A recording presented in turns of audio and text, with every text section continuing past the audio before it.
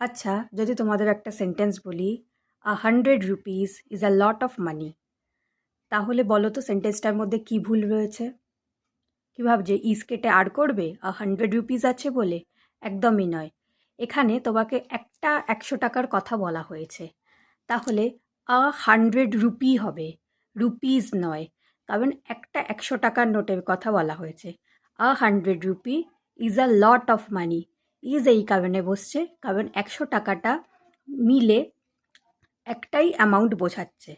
তার জন্য আমরা এখানে ইজি রাখবো আর রুপিসটা কেটে রুপি করব, কারণ একটা 100 টাকার নোট বোঝাচ্ছে।